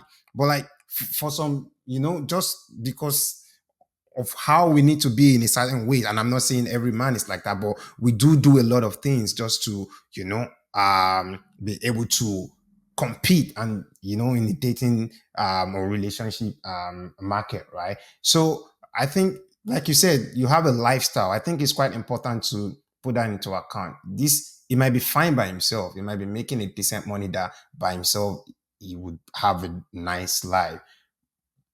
But what if he can then accommodate your hobbies and lifestyle in a way? Would that matter to you? Would you want to still fund those things by yourself if you can't do that as a man? I think I would put it in a way that I would want somebody who can at least match me where I am in life, Okay. and who can like So guys, be rich. When no, when it doesn't have when to you be see when you rich. see an Instagram, if you I ever didn't say slide in, I'm rich. if you ever slide in a DMs, right? Ah. Just living a lifestyle is not.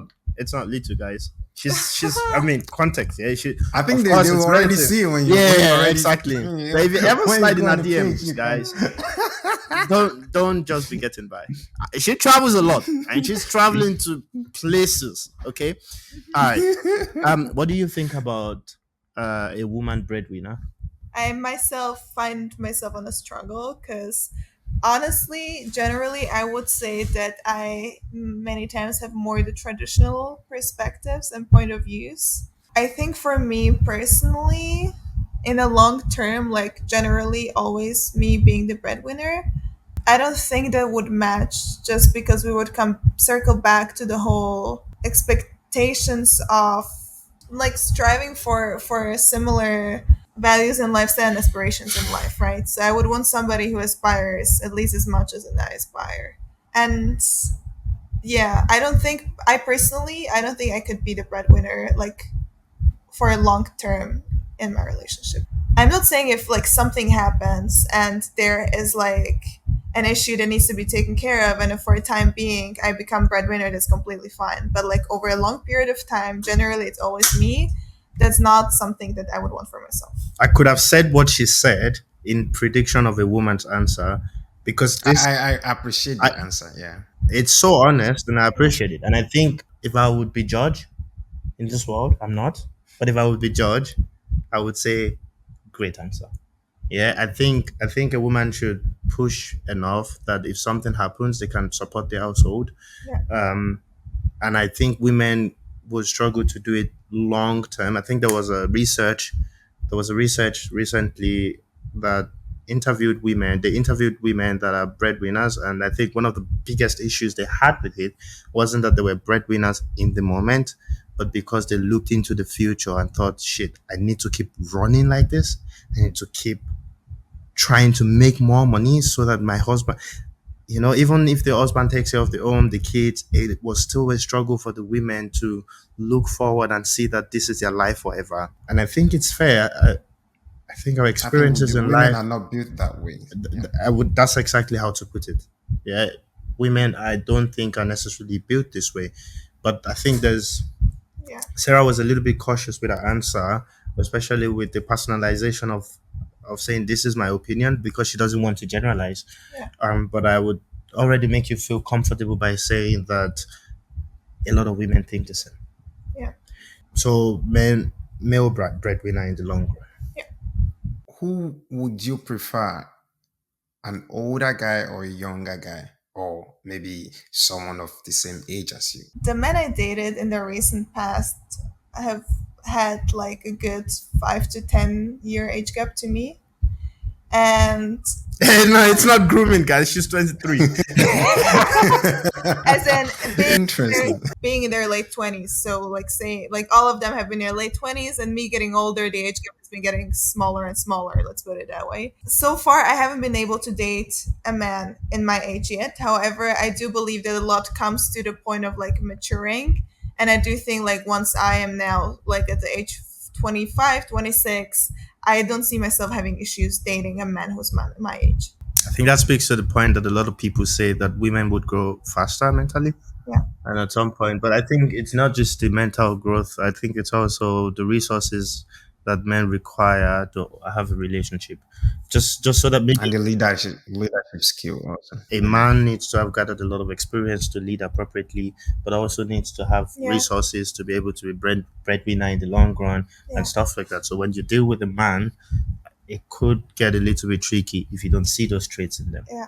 And also the frontal lobe doesn't develop until 25, so that's where it happens. She's getting scientific, guys. She said frontal lobe. Well, it is what it is. I mean, there's always hope. There's Yeah. always hope for a man whose frontal lobe isn't frontal lobing yet. However, girls, once you have crossed that line, forget it. That's where the hope leads. It's That's all where the frontal hope lobe. leads. Yeah. I respect that. Yeah, that makes sense, actually.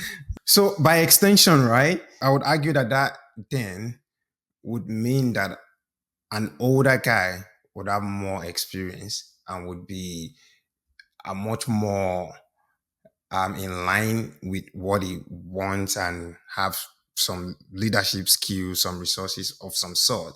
So circling back now to the other question of judging men and women by the same standard, then it's fair to then also say it's a fact, right, that men with experience know what they are doing when it comes to women. And do you think the same standard should be used with men and women when it comes to promiscuity or something like that?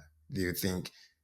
Do you get my point? I don't know how to like brief Yeah, it I like think I think I in a short. understand. I think I understand. However, at least just to make it clear from my perspective, when it comes to the age gap, many times it's just in the ability of being able to have certain conversations, and not many times about like the man actually having, I don't know, experience and having had several ex girlfriends. That's not the aspect I'm But looking those for. conversations don't they get better based on the experiences that the man? Because I think we've had conversations, in fact, myself and Sarah, about certain men that you have engaged with that had the age but not the maturity, whether Oh due to yeah, lack of experience yeah. or lack But of. I wouldn't connect directly maturity with experience together, because Really? yeah, Maybe not first-hand experience, but experience because just with uh, maybe verbal experience as well, maybe yes, maybe there is exposure. actually a certain aspect. I cannot really judge because again, I have never been in the male's shoes, so I will never know how much experience this person actually has. And comparing also the men who But you where they can, were more or less mature, I cannot tell you if there is a direct correlation between like how much experience they've had. but the proxy of age sort of tells you that, Yeah, yeah, of course, yeah, right? So you Yeah. wouldn't know exactly, but yeah, you would have this proxy variable or whatever, and say, well, age should normally correlate with experience yeah, positively. yeah, Right, so you would go for someone Yeah. that is older for that reason, because you also then immediately have the expectation of being able to Yeah. have good conversations. Yeah. And Ibrahim's question is then that when you think about it that way, yeah, right, you see that it's already not the same standards, because for a woman of your age, the standard of the man that you have to relate with is slightly different. But now when you think about that, you then added an extra question of, I know you said promiscuity and all that stuff, and I get it, Ibrahim. You're very soft today with the way you're using your words. He's talking about body count. yeah. Um, He's talking about body count. Then maybe we should ask the way we generally ask. Does body count matter to you? Yeah. The male body count Mm-hmm. or my own? But Again, Generally. she just So she just then to answered the now question. exactly. You see, of course, you see it from a Exactly. different frame. The male body count. Yeah. Or I think I hear you see I that heard what even I need to hear exactly already. internally without you realizing it, it's a different standard. Because is 10 the same for a man and a woman? Yeah. Is it the same? I have 10. You have 10. Is it the same? Well, the way the society sees it, no. Do I Do agree you with think it's that? fair the way society sees it? Oh, that's a fucking good question. Yeah. Do you think it's fair? No, I don't. Pause. Ibrahim, when you edit this, you need to bring back that area where she said, "Why are we talking about fairness?" Because this is now a scenario that switches. The club scenario was in favor of the men. Please This don't other make, scenario is in favor of the women. please don't make me the bad guy in this. Do you think it's fair? No, Now no, that they you know won't that be. you have talked about fairness not being relevant before. Huh? In which way? When we talked about the club thing, and I talked about, well, this standard is not fair because we have different experiences in the club. You said, why are we talking about fairness? Yeah. Now, the society have a again, different standard, yeah. but now you talk about fairness. I still think it's two different perspectives, though. Law and political science. What do lawyers do again? We argue. Ah. I'm not a lawyer, though. The way the society sees it makes it degrading to a woman. It makes it in a way that it's okay for a man to have a body count of 10, but if a woman has a body count of 10, there are certain like prejudice, like, there is talk. It's not the same thing in a way of like it's in favor of men. So when I say the whole thing with fairness is I'm again advocating for women in this scenario. It Um, makes a lot of sense. That's why we need a voice on this podcast, right? Yeah. So we know that you will advocate for women, and I think what has happened, with some of the arguments we've had here, is that these are typical arguments that men and women would have even when they engage with each other, because one will advocate for the other, right? Yeah. But you have also made the point around a man's leadership in a relationship. Maybe that's also something that then puts the crown on the whole thing, right? Because when those arguments happen, there needs to be one person in that relationship at least that is the trust of their leadership, which in most times in traditional society it's the man. So the question is it the same? Body count of 10 for a man, body count of 10 for a woman. The way society sees it, no. You? Okay, we're moving on. No, it's fine because I know that I've put you in the tight spot again. But Yeah, that's why I'm being careful exactly. to Think ask about that this question. as you wish. Sarah is not going to answer that one. We're not protecting her, guys. She has an answer. I stopped her from answering. Do you think there's something like a high body count for a woman? For you, do you think there will be a number that if you think I ever get to that number, oh fuck, what am I doing? Yeah. Yeah, what would that number be? Oof. I don't want to say that. Okay. I don't want to put it out loud. I have a number, but Should I? Let's play it as a game. Above 10. um, Yes or no? It's a yes or no game, guys. Above 10. no. Ah, not bad. That's good. High five. I'm judging. Sorry, guys. I'm not the judge. Hey, but you said the high number is not above 10, so it's still below 10. No, That's no, very no. distant. Sorry, I understood it. I understood it in another way. Okay, so around. it's a yes or no As in- if the number is within the range that I've. Okay, so let me use below. Below 10. as in, is the number. Is the number Should it be below below 10? 10? No. Is it below 20? Yeah. At what age? Does the age matter for when you accrue this body count? For sure. Okay. Definitely. So at 25, below 20. Gosh, don't put me in this position. I don't want to be doing this game. I don't like this game. Guys. Okay. Okay, No, let's what I move think on. is Let's move so on, different. So Let's move on. Let's move on. Guys, I think there's a lot to unpack from that game that we just played. And we're not going to give it all out. Sometimes you guys have to process it yourself, right? Sarah, they should think about it themselves. And To I think it's figure it out. personal to everybody. It's a decision everybody has to make for themselves, and that's the way it is. Exactly. And Yeah. that's it on body count, guys. We touched that topic, guys. Promiscuity, yeah. Ibrahim said promiscuity.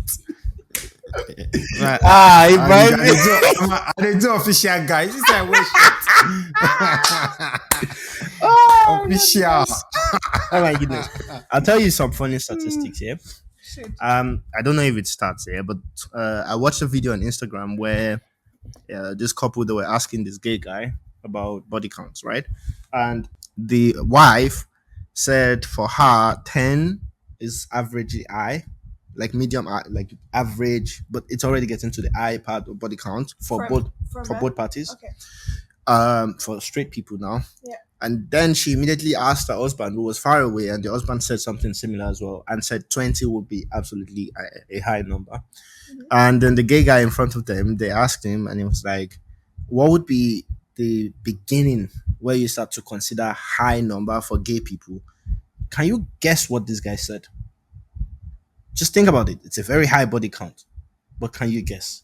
Like when you think high, just think about a high I have number. absolutely no feeling for this whatsoever. Like this guy is saying, well, gay people, we have a very different opinion about body count. And he was mentioning a number that is, this is where we start to consider that it's high. What would you guess? Just, it's high. It's a high number. Just throw it out there. Whatever number that comes to mind. Like 100? Higher. I thought so. 250? Yes.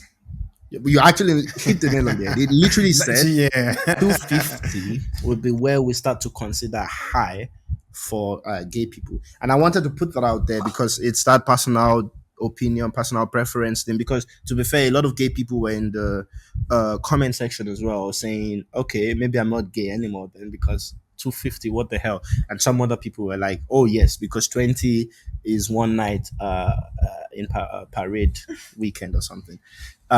So I only put that out there so that we see that there can be differences across people, across sexual orientation, on what you consider high or low body count. But it's very personal.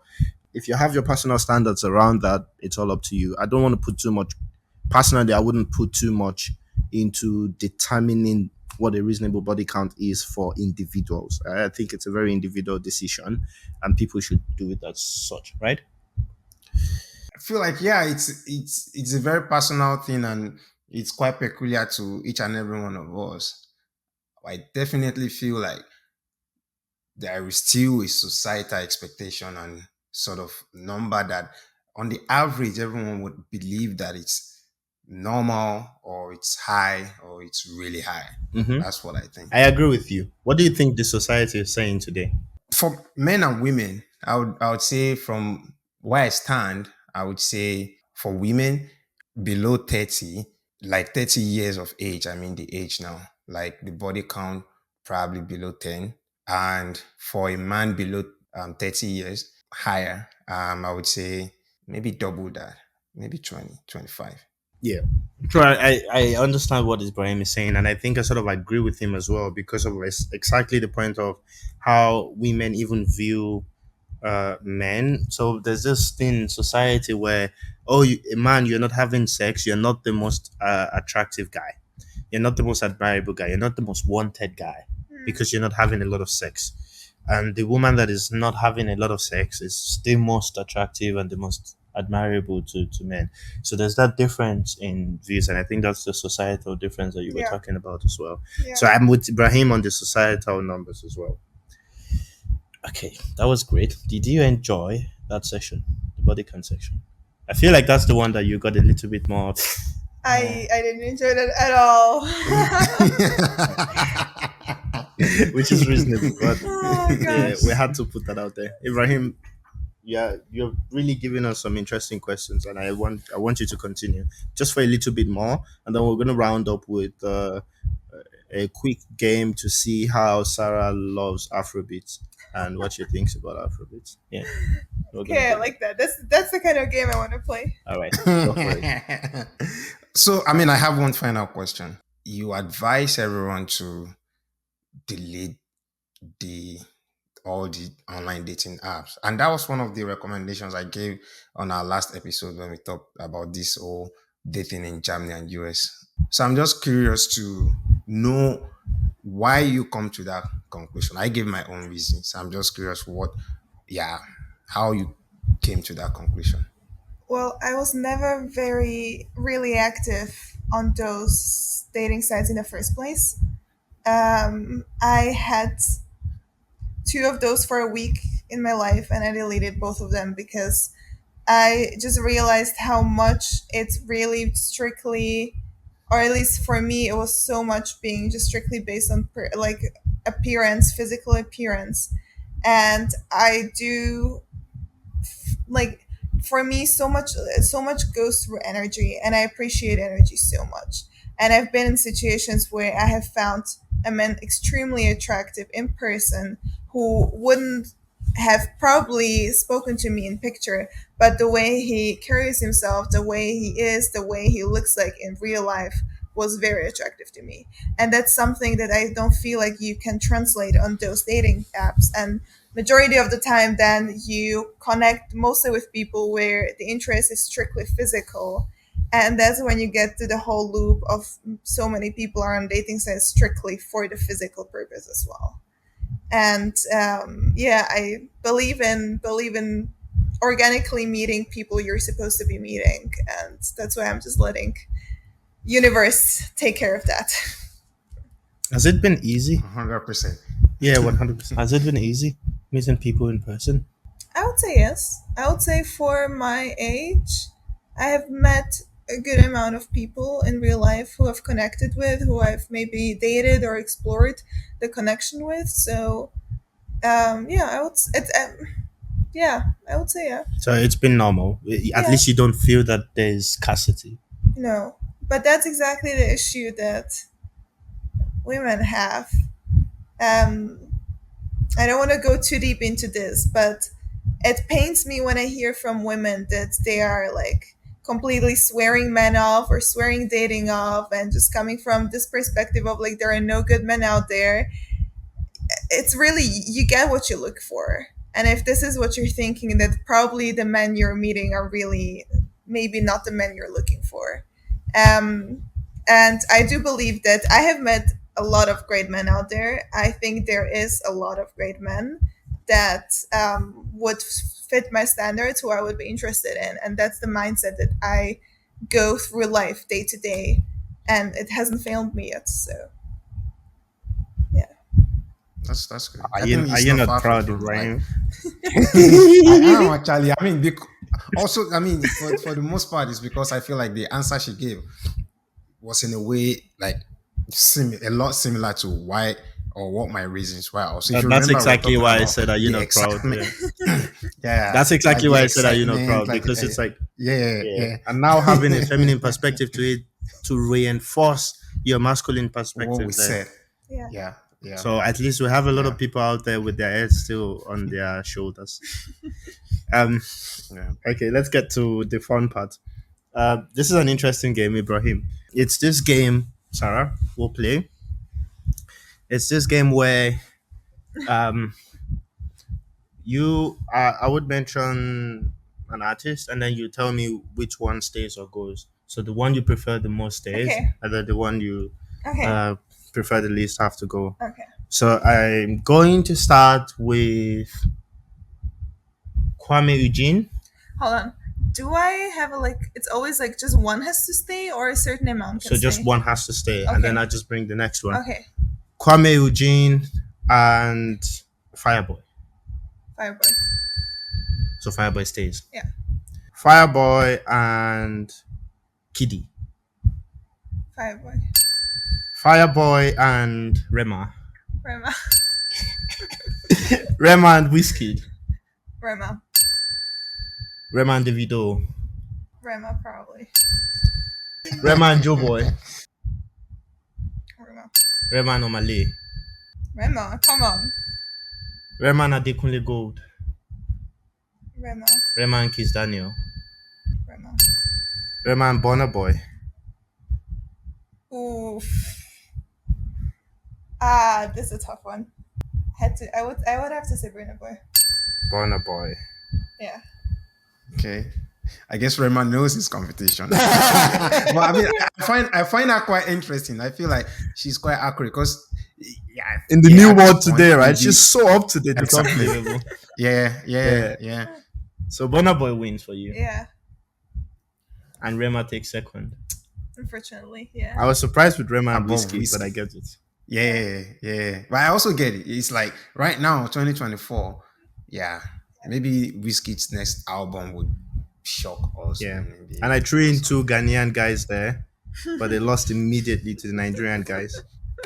I'm sorry. I don't know I'm what to say sorry. about the Well- entire stay in Ghana now. Where do you want to go back, Ghana, or do you want to visit Nigeria now? I definitely want to visit Nigeria for sure. But you still want to go back to Ghana? Ghana is home, and I don't think that's gonna ever change. I'm not sure. Ah. Okay, so that was wonderful. I think we have been recording for quite a bit now. It's gonna be a shitload of work for us to put together so that Sarah can share with her friends as well when it's out. I think you would love them too. I mean, of course, you don't have to because it might be interesting to, yeah, but so that they can learn from you. Because I think some of the conversations we've had, Yeah. these are conversations that maybe you cannot be dishonest with your girlfriends just because when you have the opportunity to have this type of conversation, they are in an emotional state that you just have to be supportive. Yes and no. Okay. But I don't find myself many times holding back on my opinions, to be honest. even with your female friends. Yeah. I feel like women do that to Especially- each other a lot. Especially with my female friends. Ibrahim, Like, I will call them out. Ibrahim, I think we brought a man on the show. Ah! Oh, she's not wearing a mask. Sorry, come here. No. But mentally, I think it's so well.